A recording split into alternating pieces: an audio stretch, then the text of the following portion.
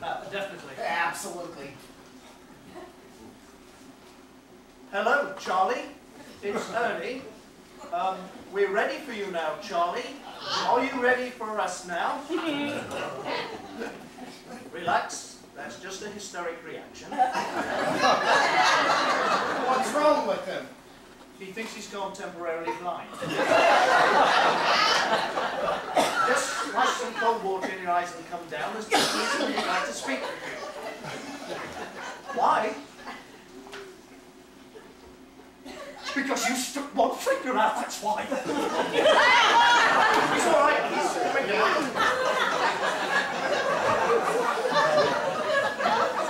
The truth is also that we were trying to protect Mr. Brock, who is a very dear friend of ours. But we know we're all in jeopardy if we hold back the truth.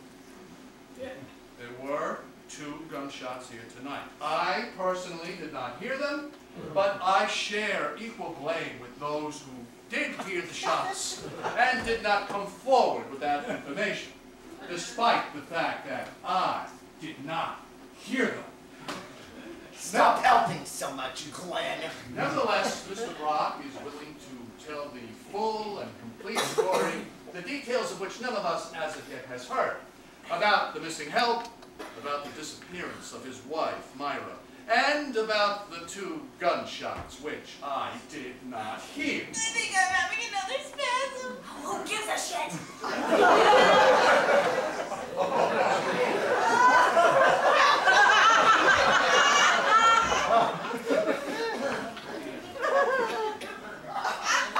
Hello, Charlie. Hi, Charlie. Are you all right? Charlie. Good evening, Mr. Brock. I'm Officer Welsh. This is Officer Pudney. Please sit down. Take a seat.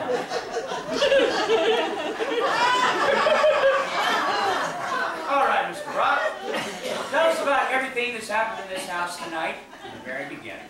Would anybody like some rhubarb pie? I love it. Not now, ma'am!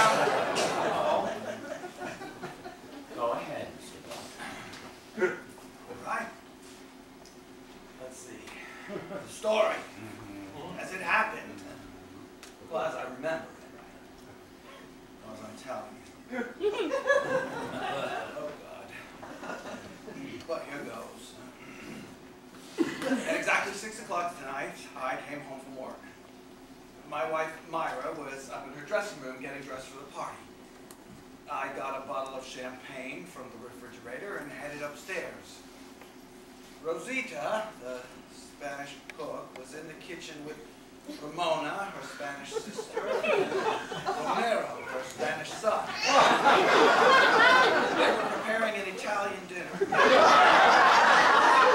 waiting for Myra to tell them when to start dinner.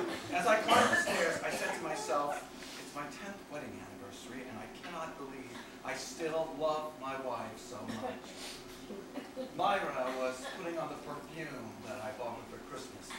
I purposely buy it because it drives me crazy. I knocked on her door. She opened it. I hand her a glass of champagne. I make a toast. The most beautiful wife a man ever had for 10 years. And she toasts to the best husband and the best 10 years a beautiful wife ever had.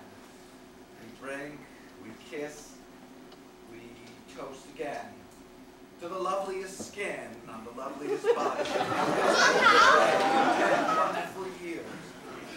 She says, to the gentlest hands that have ever stroked me. We drink, we kiss, we toast. We drink, we kiss, we toast. By 7 o'clock, the bottle is finished, Myra is sloshed, and I'm completely ghosted. Then I smelled the perfume.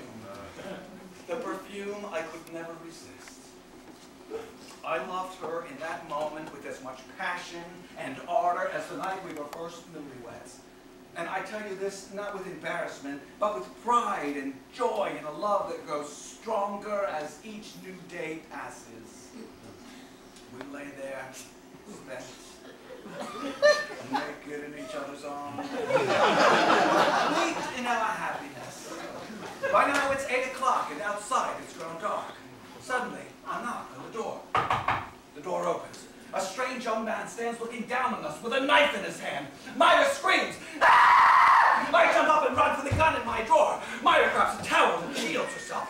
I rush back in with the pistol, ready to save my wife's life.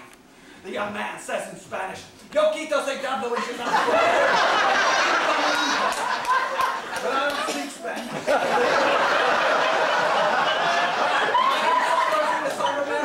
So I didn't know that the knife was the cut of his salad, and he was asking should they heat up the dinner. So I aim my gun at him. Myra screams and pulls my arm. The gun goes off, blam, shooting me through the earlobe. Rosita San Romero runs downstairs and says to Rosita and Ramona, "Mamacita, mira el vato, el hombre, el loco, el bang, bang." The crazy man took a shot at him. So Rosita, Ramona, and Romero leave in a huff. Now, I'm bleeding all over Myra's new dress, and suddenly we hear a car pull up. It's the first guest arriving, so Myra puts on a bathrobe and runs downstairs to stop Rosita, Ramona, and Romero, otherwise they'll have to hang her. But they drive off in their Alfa Romeo. I see them through the window, but it's dark out, and I think someone is stealing my beautiful old Mercedes, so I fire another shot at them. Bam! Myra runs downstairs to the basement where we keep the cedar chest. She's looking for that dress she wore last year for Bonds for Israel. She can't find the light in the dark. She trips down the stairs, passes out in the darkness. I come downstairs looking for Myra. I see that the basement door is open, and thinking the strange young man is coming back, I shut and lock the basement door, not knowing that Myra is still down there. Then I run upstairs to get some aspirin for my earlobe because it is killing me from the bullet hole. But by mistake, the blood on my fingers gets in my eyes, and I take 4 Valium instead. Now I can hear the guests downstairs, and I want to tell them to look for Myra.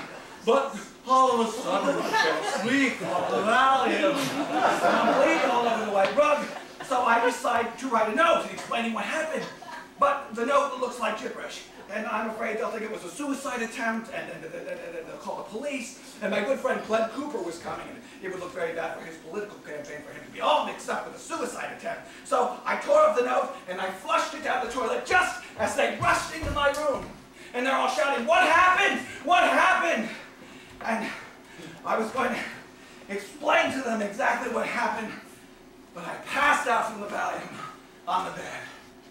And that is the whole damn story, just as certain as my name is Charlie Rock.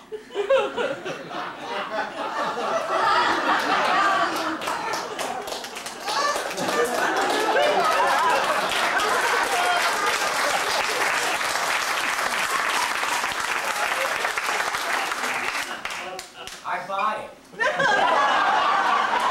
I buy the whole thing. And you know why I buy it? Because I liked it.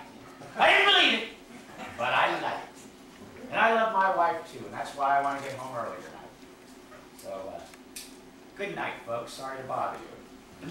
Oh, take care of that ear, Mr. Brock, and happy anniversary.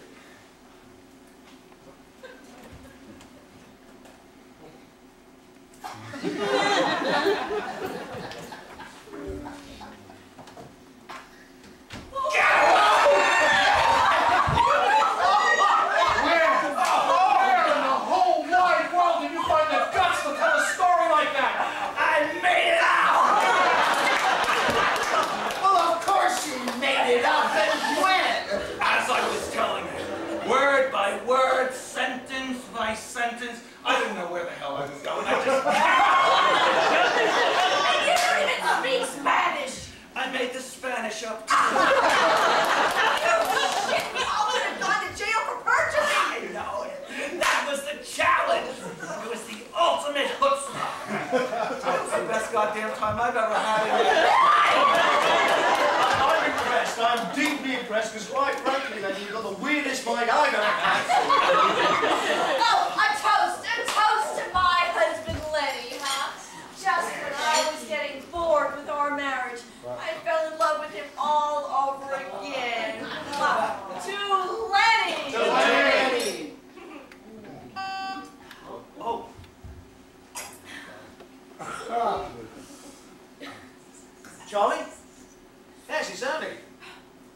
full down here. Are you up to having a few visitors?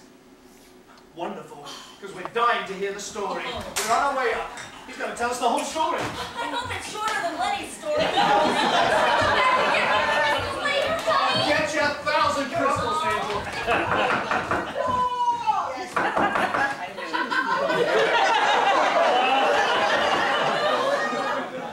Who is it?